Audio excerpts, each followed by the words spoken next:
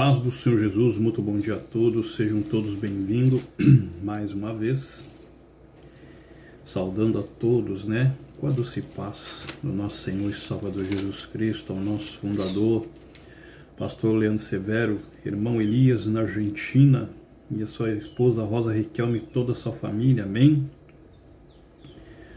Também ao nosso irmão pastor Sardar, lá no Paquistão, e aos demais irmãos aqui de todo o Brasil, os nossos irmãos do Nordeste, Rio de Janeiro, São Paulo, Mato Grosso do Sul, Manaus, Paraná, Santa Catarina, para todo o Brasil, um forte abraço nesse exato momento, nessa manhã. Louvado seja o nosso Deus. O tema dessa manhã é danos do pecado. Nós vamos em Eclesiastes, capítulo 9, verso 8, é o nosso texto base. O estudo dessa manhã reflete sobre os danos do pecado, que é os filhos dos homens. E o texto, Eclesiastes 9, verso 8. Amém? Fique aí. Vamos ver quais são os danos que os pecados nos trazem, causam para mim e para você. Talvez a tua vida nesse momento esteja uma vergonha, uma humilhação, não vê saída, não vê resposta, não vê solução, não sabe mais o que fazer ou para onde correr por causa do pecado. Será que o pecado ele traz problemas? Será que o pecado ele traz dificuldade? Será que o pecado destrói a tua vida? O que você acha nessa manhã?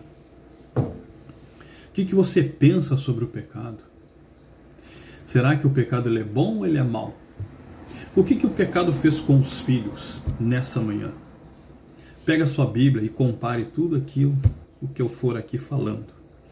Em Eclesiastes capítulo 9, verso 8, ele diz assim: em todo tempo sejam alva as tuas vestes, e nunca falte óleo sobre a tua cabeça. As nossas vestes têm que estar o quê? Branquinha. Não pode ter mancha. Se houver mancha, eu tenho que ir aos pés do Salvador e pedir perdão, me humilhar. Senhor, me perdoa pelos meus atos, pelos meus pecados, pelas minhas falhas, as minhas transgressões. Mas será que nós, como pecadores, reconhecemos nessa manhã os nossos pecados?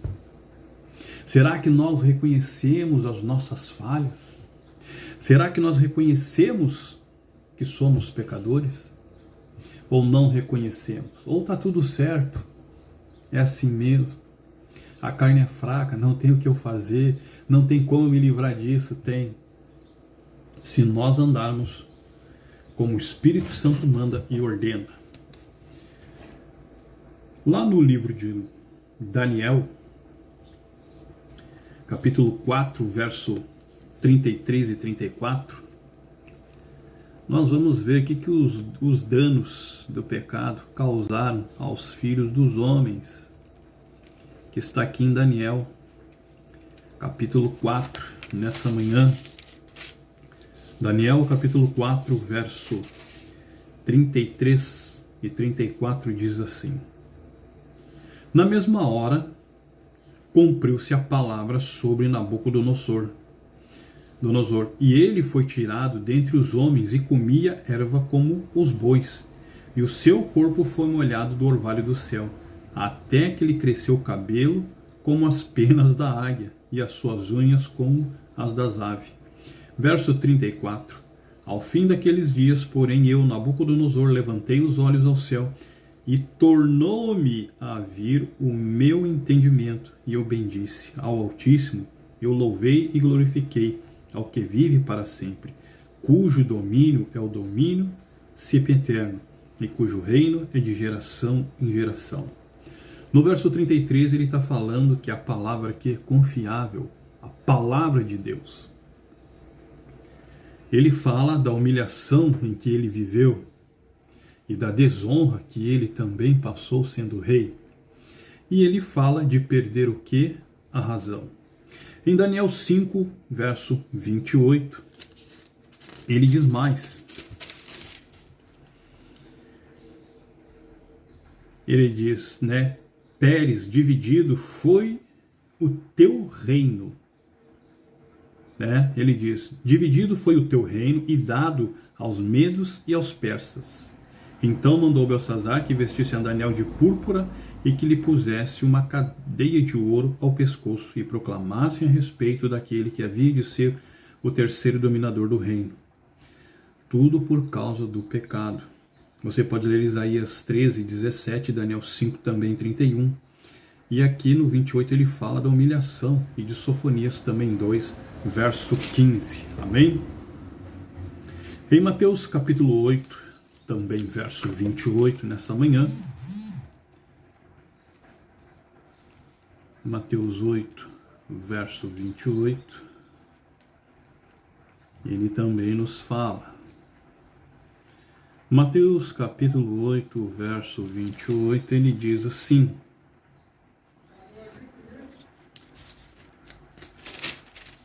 (8:28). Quando chegaram ao outro lado, a terra dos Gadarenos, saíram-lhe ao encontro 2 endemoniados, vindo do sepulcro, e eram tão violentos que ninguém podia passar por aquele caminho. Aqui ele está falando a cura de 2 endemoniados. Ele fala do Gadareno, fala de perder a razão e fala do próprio Satanás e dos demônios. No capítulo 9 aqui, versículo 32, ele diz assim: enquanto eles saíam, trouxeram-lhe um homem mudo e endemoniado. Aqui não tinha zelo, um zelo de insensato, estava endemoniado, e eles traziam essas pessoas a Jesus. Amém? Aqui também no capítulo 12, versículo 22 de Mateus, ele diz assim, 12, 22. Trouxeram então endemoniado, cego e mudo, e ele o curou, de tal forma que o cego e o mudo podiam falar e ver. Cegueira curada, cura por Cristo, capítulo 14, verso 36, e mudos curado. E Marcos 9, 25 aqui, nós vamos na palavra, amém? Marcos capítulo 9, verso 25, também nessa manhã, ele diz assim: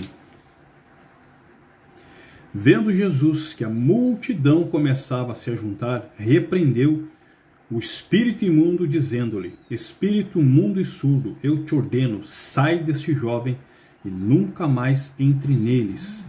Ele fala de um amor paternal, havia a curiosidade, como há nos dias de hoje, a autoridade de Cristo, o domínio de Cristo, e mudos curados e surdez física.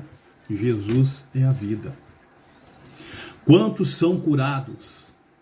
Quantos de vocês, por causa dos seus pecados, os danos que o pecado está te trazendo uma cegueira espiritual, está te trazendo danos à tua vida? Quantos de vocês nesse momento estão travados? Quantos de vocês a vida não anda, não progride, não avança, é uma vergonha? E tu faz trabalho, e estão te atacando, e tu vai lá, faz trabalho para se defender, e faz isso e faz aquilo. Nada resolve, nada muda, a tua vida é uma vergonha, a tua vida está totalmente destruída, a tua vida está arrasada. Por causa da desobediência da palavra, anda segundo a tua vontade. Não anda segundo o coração de Deus, mas segundo o coração, a tua vontade.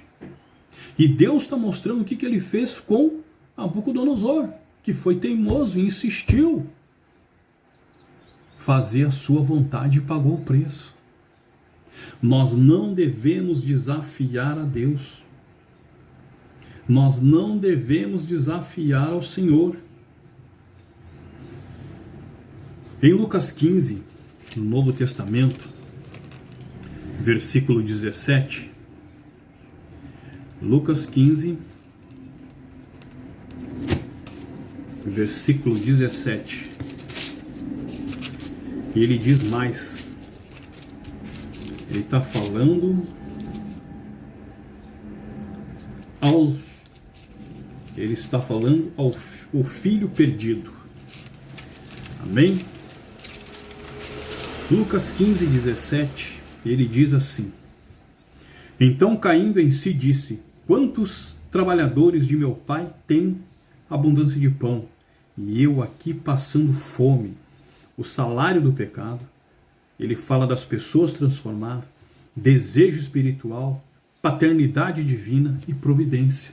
Estamos falando de quem? Do filho pródigo, que abandonou o quê? A vida que ele tinha, que deixou de andar com Deus para andar com quem? Com a sua vontade, de fazer a vontade da carne.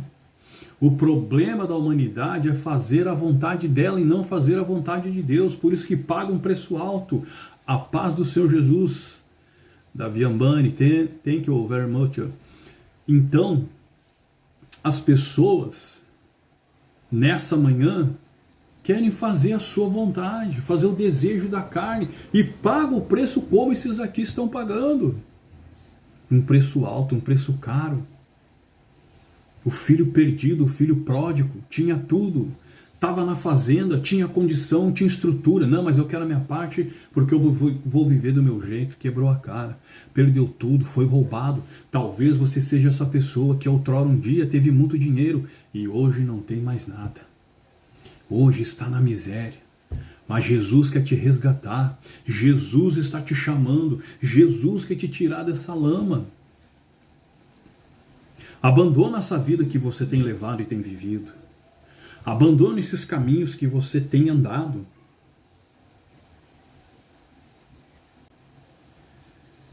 No livro de Atos, capítulo 7, versículo 54, para nós encerrarmos aqui,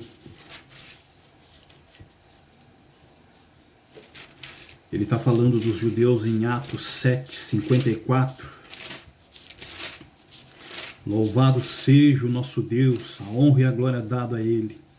Ele diz assim: ouvindo isto, eles iravam-se em seu coração e rangiam os dentes contra ele. Malícia, raiva e ranger de dente. Estamos falando de quem? De Estevão. Estevão, por falar a verdade, morreu que é apedrejado. Servir a Jesus não é para todos. Andar com Jesus não é para todos. Não é. Servir a Jesus muitas das vezes vai pagar com a vida, vai pagar o preço. Amém? Então ele está falando para os líderes aqui da época de Israel. Em 1 Coríntios, os Balaã da vida. Balaã, 1 Coríntios. Aqui, 1 Coríntios capítulo 2, verso 8, ele diz assim: nenhum dos poderosos desse mundo conheceu, pois se tivessem conhecido, jamais teriam crucificado o Senhor da glória. Ignorância humana, ignorância e seu senhorio e Cristo crucificado, porque não o reconheceram. Em 2 Pedro, capítulo 2, 2 Pedro, capítulo 2, verso 16, para encerrarmos, então, ele diz: mas o que foi repreendido pela sua transgressão, o mudo jumento, falando com voz humana, impediu a loucura do profeta. Ele fala que o pecado aqui foi repreendido por Deus, através do anjo que o Senhor enviou. Não devemos tentar a Deus através dos nossos pecados. Não teste Deus pelos teus próprios objetivos. Não teste Deus que tu acha que tu tem conhecimento, que tu acha que tu é mais que Deus, porque nós não somos. Nós somos cinza, somos pó, somos miseráveis diante dele. Então nós temos que fazer aquilo que agrada ao Pai e não ao homem, que seja feito a vontade de Deus e não a nossa vontade. Nós temos que viver de acordo com o Espírito Santo ordena e como Ele quer. E não como muitos têm vivido e acham que são cheios do poder de Deus, mas estão sendo manipulados lá em 1 Timóteo capítulo 4, verso 1.